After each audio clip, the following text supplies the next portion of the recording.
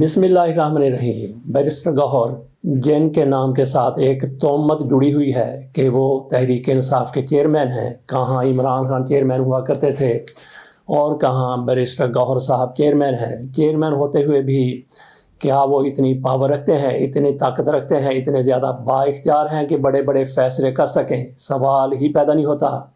بہرحال ان کی طرف سے کہا گیا ہے کہ میں مذاکرات کی بھیک مانگتا ہوں۔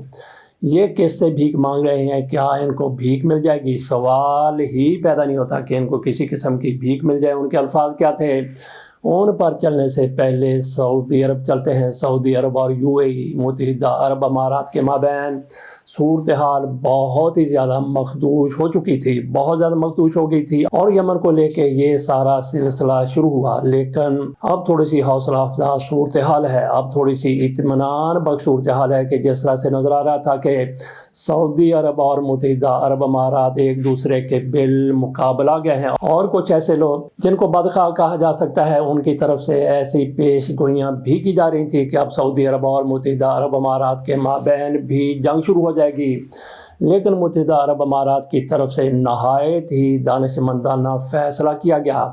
اس کا پس منظر آپ کے سامنے رکھ دیتے ہیں کہ وہاں پہ آج کل 3 گروپ آپس میں ایک دوسرے کے مد مقابلے ہیں۔ پہلے کبھی زیادہ پہلے کی بات نہیں ہے، جب وہاں پہ جنگ لگی ہے سعودی عرب کو بھی اس میں شامل ہونا پڑا، سعودی عرب کو بھی اس کا حصہ بننا پڑا۔ تو اس موقع پر 2 گروپ آپس میں دست و گریبان تھے۔ ایک تو پریزیڈینشل لیڈرشپ کونسل تھی، یہی وہاں کی حکومت تھی جس کو یہ نام دیا گیا پریزیڈینشل لیڈرشپ کونسل PLC، اور دوسرے ان کے مقابلے میں آ گئے تھے حوثی، اور حوثیوں کو حمایت حاصل تھی ایران کی، اور یہ کتنے ایک دوسرے کے ساتھ شدت سے ٹکرا رہے تھے وہ بھی دنیا کے سامنے ہے۔ باقاعدہ ایک جنگ کا سلسلہ شروع ہو گیا، کچھ ممالک نے ان کی حمایت کی، کچھ نے ان کی، اور سعودی عرب اور متحدہ عرب امارات اور دیگر کئی ممالک پریزیڈینشل لیڈرشپ کونسل کے ساتھ کھڑے تھے۔ سعودی عرب آج بھی ان کے ساتھ کھڑا ہے اور ان کی پوری مکمل حمایت کر رہا ہے، اور انہی کو وہاں پہ جائز حکمران تسلیم کیا جاتا ہے، جبکہ ان کے ساتھ مقابلہ ہو رہا تھا حوثیوں کا۔ اور پھر ایسا ہوا کہ کچھ عرصہ قبل وہاں پہ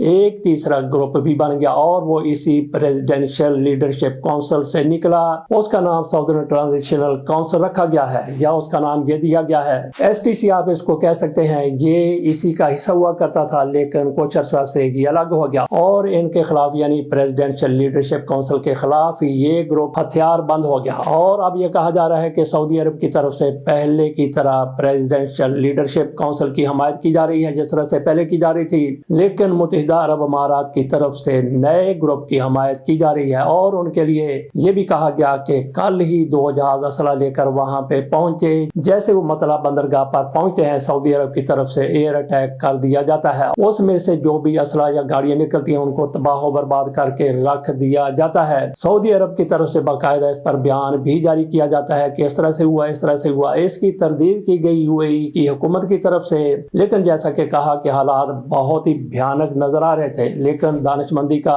فیصلہ یہ کیا گیا متحدہ عرب امارات کی طرف سے۔ انہوں نے اعلان کر دیا کہ ہمارے وہاں پہ جو بھی پروجیکٹ ہیں، جو بھی لوگ ہیں، ان کی طرف سے پہلے تو یہ کہا گیا کہ وہاں پہ کوئی ہم نے اسلحہ نہیں پہنچایا، بلکہ وہ امدادی چیزیں تھیں، کوئی گاڑیاں تھیں، کوئی جیپیں تھیں۔ وہاں پہ جو ہمارے لوگ وہاں پہ تعمیراتی کام کر رہے ہیں ان کے لیے سارا ساز و سامان تھا، اسلحہ نہیں تھا۔ پہلے ان کی طرف سے یہ کہا گیا، اور اس کے بعد ان کی طرف سے یہ باقاعدہ اعلان کیا گیا کہ ہم وہاں سے وڈرا کرتے ہیں، ہم وہاں سے باہر نکلتے ہیں، ہماری وہاں پہ کوئی بھی موجودگی نہیں رہے گی۔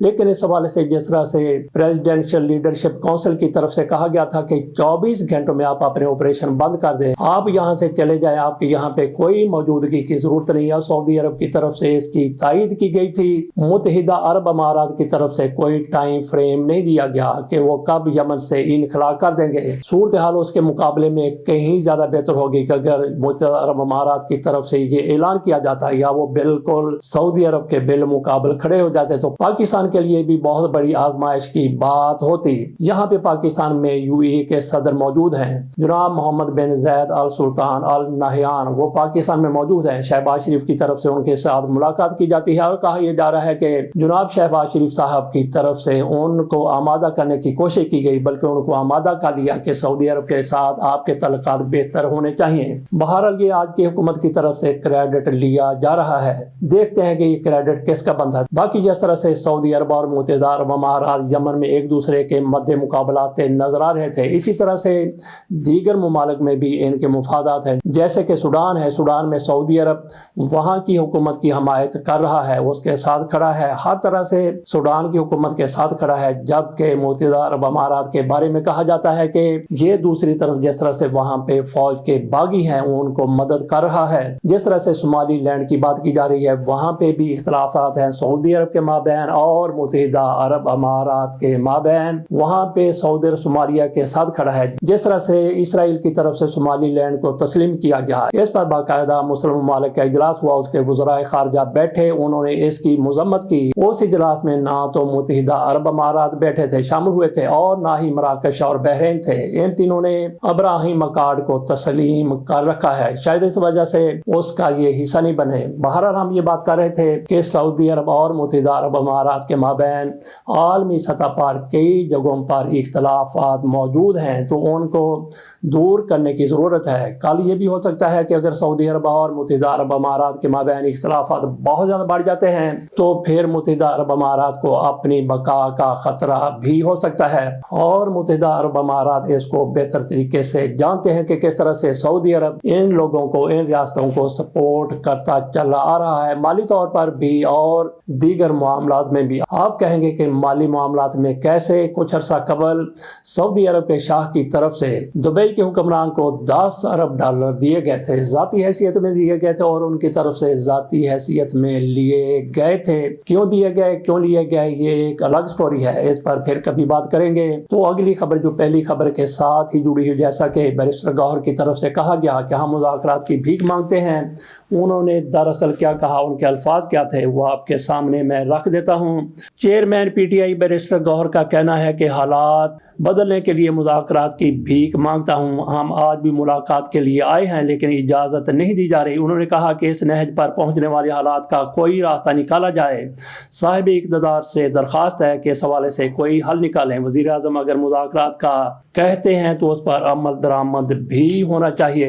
جس طرح سے بیرسٹر گوہر کی طرف سے مذاکرات کی بھیک مانگی گئی ہے، ملاقات کے حوالے سے بھی انہوں نے بات کی ہے، اس کو کچھ حلقوں کی طرف سے ان کی کمزوری کے ساتھ تعبیر کیا جا رہا ہے۔ میرا خیال ہے کہ اگر ان کی طرف سے ایسا کہا گیا ہے تو حکومت کو پھر اس کو اپنی انا کا مسئلہ نہیں بنانا چاہیے۔ ان کی طرف سے اس موقع پر یہ ساری گفتگو کی گئی جب اڈیالہ کے باہر ملاقات کے لیے عمران خان کی بہنیں بھی موجود تھیں اور یہ بھی موجود تھے، وہاں پہ انہوں نے جو بات کی ان کی بہنوں کے ساتھ کیا ہوا اس پر بھی بات کر لیتے ہیں۔ پہلے اس بات کو ہم حتمی شکل دے دیں، اپنی رائے دے دیں کہ کیا ان کو مذاکرات کی بھیک مل سکتی ہے۔ بھیک کیسے نہیں دینی ہے، وہ کسی صورت بھی تیار نہیں ہے ان کو مذاکرات کی بھیک دینے کے لیے یا اجازت دینے کے لیے ملاقات کی، جب تک کب تک، جب تک عمران خان جھک نہیں جاتے، جب تک عمران خان ان کا کہنا مان نہیں لیتے۔ جس طرح سے ان کی طرف سے کہا جا رہا ہے عمران خان اس پر آمادہ نہیں ہو جاتے، کوئی مذاکرات نہیں ہوں گے، کوئی کسی قسم کی مذاکرات کی بھیک نہیں دی جائے گی۔ اور جن سے یہ بھیک مانگ رہے ہیں، ہو سکتا ہے کہ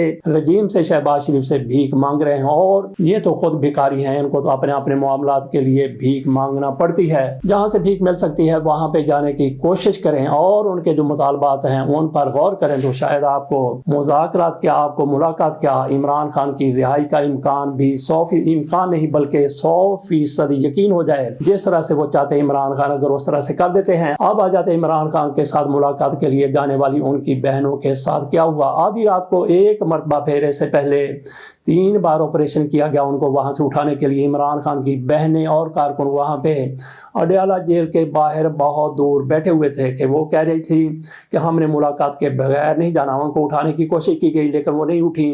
تو آدھی رات کے وقت پھر وہی ہوا جس طرح سے پہلے بھی ہو چکا ہے، واٹر گن کے ساتھ ان پر پانی پھینکا گیا۔ کتنی شدید سردی ہے اور کتنا ٹھنڈا پانی ہوگا، اور اس کے ساتھ ساتھ یہ بھی کہا جا رہا ہے کہ کیمیکل ملا پانی تھا۔ ہم نے یہ بھی دیکھا تھا کہ ساجد نامی، شاید اس کا نام ساجد ہی تھا، وہ کس طرح سے ڈٹ کے کھڑا ہو گیا تھا، بڑے مضبوط اعصاب کا مالک تھا، بلکہ اس کا جسم بھی بڑا مضبوط تھا۔ اس پر بھی واٹر کینن سے پانی پھینکا گیا لیکن اس کے پاؤں میں کسی قسم کے، اس کے پیروں میں کسی قسم کی لغزش اور لرزش نہیں آئی، وہ متزلزل نہیں ہوا، اسی طرح سے ڈٹ کے کھڑا رہا، طاقت کا طوفان بن گیا، طاقت کا پہاڑ بن گیا۔ اسی طرح سے عمران خان کی بہنوں پر ان کو ڈسپرس کرنے کے لیے پھر واٹر کیننز کا استعمال کیا گیا. اسی طرح سے تیز پانی پھینکا گیا. پہلے یہ ہوا تھا کہ عمران خان کی ایک بہن ڈاکٹر عظمیٰ پر اس طرح سے پانی پھینکا گیا کہ وہ گری اور پانی کے ساتھ بہتی چلی گئی. ان کو رگڑیں بھی لگی تھی, زخمی ہوئی تھی. اتنا زیادہ پریشر ہوتا ہے پانی کا, وہی پریشر آج بھی استعمال کیا گیا اور وہاں پہ 4-5 نوجوانوں کی طرف سے یا 7-8 ان کی تعداد ہوگی.